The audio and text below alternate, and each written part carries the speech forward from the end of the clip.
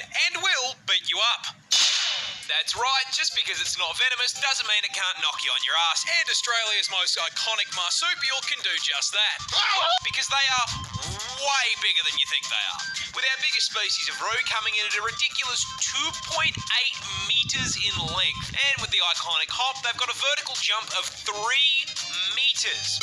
I mean, honestly, with a stat spread like that, they don't belong in the outback, they belong on a fucking NBA court. As if that wasn't enough, they're also built like tanks, weighing in at a full 90 kilos of roid-raging rabbit muscle, and being able to move way faster than anything that heavy has any right to, pegging the speedo at a max of 70k an hour. Meaning if you make them angry, a juiced-up rat the size of a small car is going to run your ass down and beat the f***ing brakes off you. And I'm not kidding when I say they really will rock your shit, because roos are professional kickboxers, with males routinely fighting MMA to win female attention. When they fight, kangaroos will lean back on their tails as a stabiliser and immediately start scratching and kicking the ever-loving shit out of one another. And those kicks have enough force to crack bone. And as if getting drop-kicked by a muscled marsupial wasn't bad enough, they also for some reason have the same bite force as a grizzly bear, because why not? Now, even with all of this, there are still animals stupid enough to view a roo as lunch, which brings me to the most terrifying thing that they do. When threatened, kangaroos will hop into a body of water and wait for whatever is chasing them to follow them in. Once the predator enters the water, the kangaroo will wrap its arms around their neck and just straight up drown them. What the man? I share a country with psychopathic tren rats. Oh! Kangaroos can and will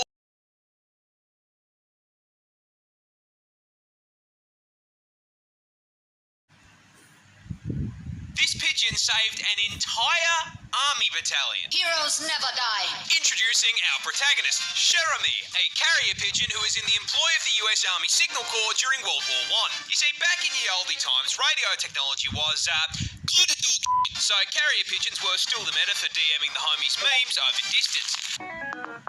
Which is how, in 1918, our feathered little shock trooper here ended up in France, with 500 US soldiers stuck 3 kilometres behind enemy lines, completely cut off from supply and reinforcement in a 7-day shootout. You see, Cher Ami's battalion, juiced up on freedom and red crayons, had overextended and become trapped, surrounded on all sides by German soldiers. And to make matters worse, being stuck behind enemy lines meant they were now on the receiving end of US defence spending, being absolutely hammered with friendly artillery. Now, stuck as far away as they would have had more luck using their radio as fucking nunchucks than a comms device. So they began sending out carrier pigeons in an attempt to tell command to stop fucking shelling them and help on the point. However, the Germans were having none of that shit and shot every single carrier pigeon the battalion sent out of the air like they were running an AIM Labs warm-up. Until only one remained. Cher Ami. Desperate and rapidly running out of soldiers, the battalion wrote a message and attached it to Cher Ami, sending him into the air and watching him sail above the trees. And just when they thought he was clear, some f***ing sweat on the German side nailed him. The battalion watched in horror as their last hope spiraled out of the sky. The bullet tore straight through Cher Ami's centre of mass, destroying one eye, punching a hole through his chest, and blowing off one of his legs. And this giga chad of an animal tanked it. Do you have any ibuprofen? I got a headache. The Marines watched in awe as this mangled pigeon picked itself out of the mud and managed to fly clear of German fire. Cher Ami made it the whole way back to base, delivering the message and saving a total of 194 soldiers. Not only did he get the job done, but he lived. He was granted one of the highest military honours the French army could provide and sent into retirement with his trainer. And when he eventually did pass several years later, he was preserved and placed in the Smithsonian, where you can go see him today. There he is. Absolute legend. This pigeon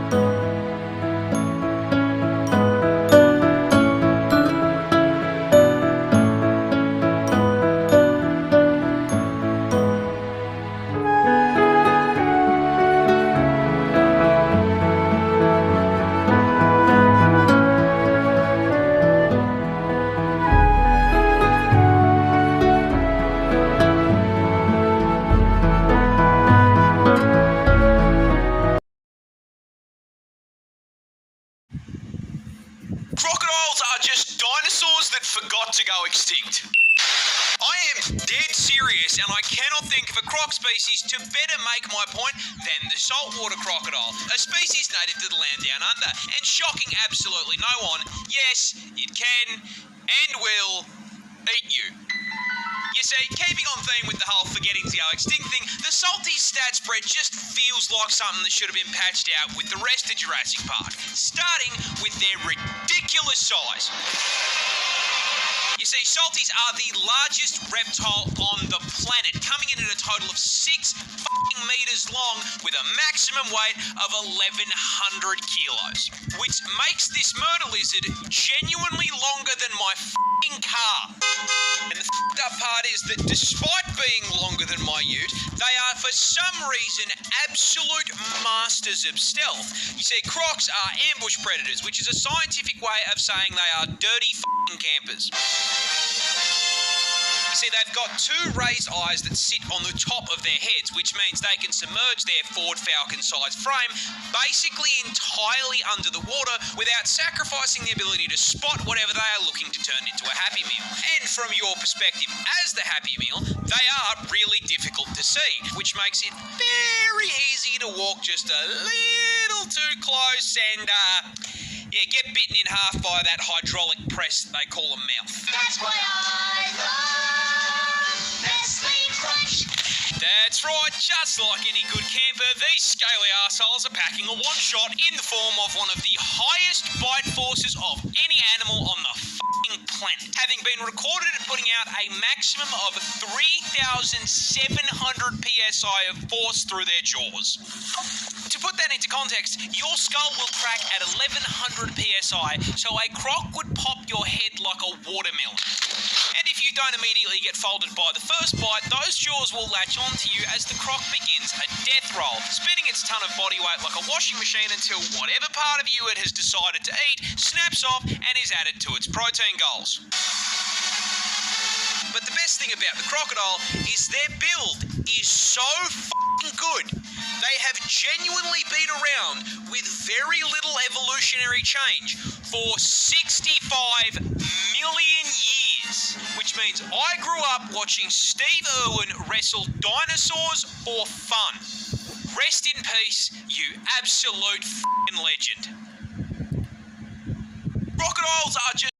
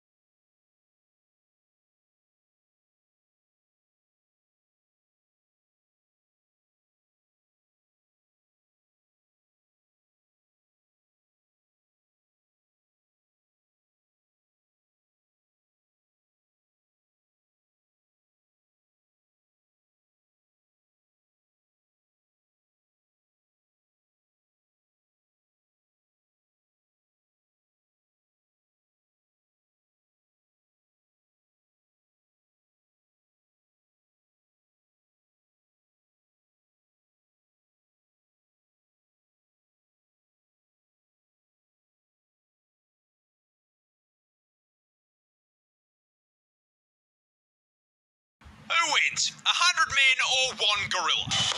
Well, to get your answer, we're going to have to look at our fighters for the most anticipated cage match of 2025. And in the red corner, standing at an impressive 6 feet tall and weighing a ridiculous 220 kilos, we have one singular silverback gorilla. Stepping into the ring to settle the score against humanity for what we did to Harambe. This fighter is bringing some impressive physical strength, capable of lifting up to 800 kilos of weight, meaning that if it gets its hands on you, a gorilla is more than capable of picking you up and doing you the same way that Hulk did Loki. Now, on top of being stronger than Eddie Hall, they also have an unreal reach advantage with a 2.6-meter wingspan, which is a fairly major problem because a right hook from a gorilla produces 2,700 pounds of force. To put that into perspective, the human skull shatters at 1,400. So if Winston hits you with a haymaker, your head is going to pop like a watermelon. And with a cage fight following the Mortal Kombat rule set, we can also factor in the gorilla's bite, because despite being a pretty gentle herbivore in the wild, they have one of the highest bite forces on the planet at 1,300 psi. That is 100 psi more than a polar bear. And now, with our fighter statistics out of the way, let's get down to business. Can our gorilla win a fight against the 100 average men in the blue corner? Place your bets. Let's see who comes out on top.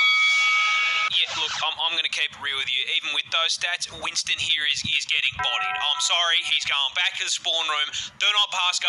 Do not collect $200. Directly to hanging out with Harambe in heaven. 100 people. It's just too many. He's getting jumped. However, not to say he's not going to take a few with him. My guess is one guy runs up and gets swatted across the cage like a toddler, shatters his ribs against the bars. Second guy gets grabbed by the leg and given the Hulk treatment. About 6 other guys cop swings to the head and die instantly from broken necks. One dumbass is probably going to try to hit him off the top rope and get done the same way that Omni-Man did Nightwing. But at that point, the crowd probably jumps in and realises that there are still about 90 of them and it's over. Not that the fight even needs to happen, but it wouldn't be the first time we lost a gorilla to human stupidity. Who wins? 100 men. A gorilla can't beat 100 men in a fight. He gets jumped. But that begs the question, which animal does win? And the answer, stepping into the ring at 5 meters long and weighing in at a genuinely frightening 4,500 kilos, I present to you the hippopotamus. Yeah, look, a hippo calls it a 100-long line at the gates of heaven after a fight is honestly pretty plausible. You see, despite the fantastic PR work Moodang has done for the hippopotamus community, doesn't change the fact that Moto here is a sentient Ford F-150, the temperament of a fucking serial killer who can win this fight for one very specific reason. You can't fucking hurt it. You see, the hippopotamus is possibly the tankiest land animal on the fucking planet, packing an unbelievably thick 2-inch hide. Now look, we all know 2 inches is a lot, especially in the sheets, but in the streets of the African savannah, this makes them practically Don't believe me? Here is a hippopotamus walking away from 10 lions trying to convert it into a family meal. Notice how the hippopotamus does not give a single fuck. If Mufasa and his extended family can't hurt it, neither can you. However, don't let the fact that it's walking away fool you here. The hippopotamus is not a peaceful animal. They are, in fact, violent, psychopathic, 4.5-ton thundercats that can and will bite you in half. A hippo's jaw produces 2,000 psi of pure crushing force. So if he catches your ass, you are the watermelon. And as if the hydraulic press wasn't bad enough, don't forget they've got 2 20-inch fangs in that mouth that'll put a hole in you big enough to stick your arm through. But honestly, the bite doesn't even matter. It weighs 4.5 tons and can run at 30k an hour. Getting hit by a charging hippo is like getting hit by a fucking bus. There is no way we are winning a fight against something that could probably take out 10 people just by rolling over. In summary, don't with the hungry hippo. The gorilla. Koalas are really dumb.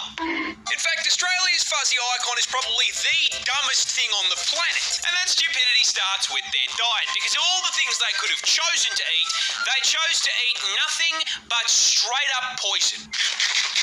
You see, koalas feed exclusively on eucalyptus leaves, which, shocking no one, are highly toxic, because they are full to the brim with eucalypt oil, which is so fucking poisonous that as little as 3.75 mil is enough to land you in the afterlife, with the Reaper asking you why the fuck you felt the need to eat a leaf. Why? Oh, it's also highly flammable and burns like napalm, because Australia. Now, despite nature putting up this giant do not eat sign, that did not stop the koala, because he can't fucking read. This suboptimal bulking diet not only gives the koala fuck all in the way of nutrition, but also requires their body to rest to filter out the toxins so they don't fucking cark it. Meaning they need to spend upwards of 18 hours a day sleeping in order to just digest their fucking food.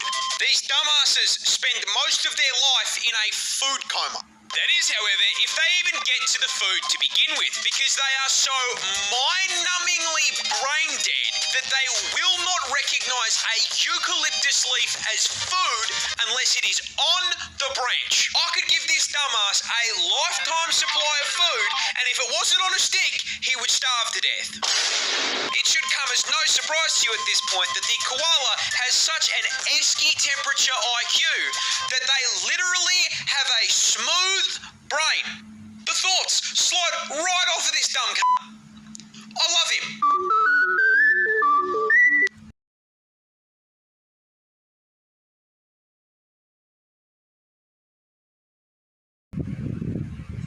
Platypus are weird, but I'm not sure you quite understand just how fucking weird. See, everyone knows the basics. They lay eggs, they sweat milk, and they look like God hit randomizer on the spore creature creator and just called it a day.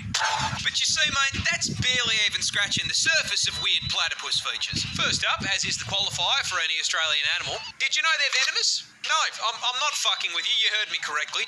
Male platypus actually have venomous spurs on their hind legs. These spurs are multi-purpose, acting as defence from predators, as well as a tool for throwing hands with other male platypus during mating season. And while their venom is non-lethal, that doesn't mean that getting stung by them doesn't fucking suck. See, platypus venom can cause extreme pain and swelling, and to ensure you remember not to fuck with them again, these effects can last for several months and have no treatment or anti-venom. So if Perry stabs your shit, your only option is to cry about it. Next on the list of offensive capabilities, I shit you not, platypus share the same hunting method as sharks. You see, that big ass bill isn't just for show, as it contains enough surveillance equipment to make the CIA blush. Possessing the ability to sense changes in pressure in the water, but most importantly, containing electroreceptors that track electrical signals from muscle contractions made by their prey.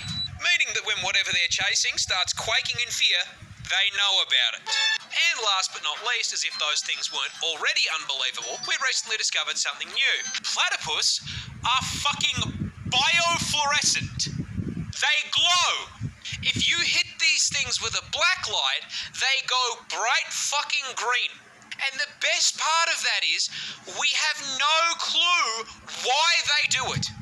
I guess it just means Perry was a biblically accurate platypus man. I'll give up, man. Who fucking designed this thing?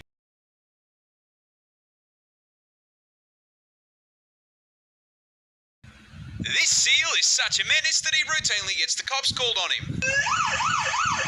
Introducing our protagonist, Neil the seal, a 600-kilo absolute unit of a southern elephant seal from my home state of Tasmania in the land down under, who is known for, above all else, being an absolute fucking menace to polite society. But despite his crimes, we all still truly love him.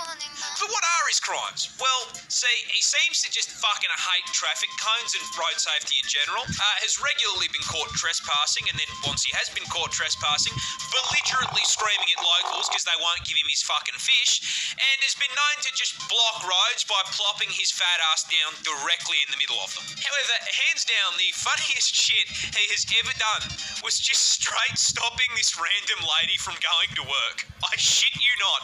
This motherfucker crawled out of the ocean, up the beach, crossed the road, absolutely fucking bodied this woman's poor letterbox, and then proceeded to plant himself directly in front of her fucking car.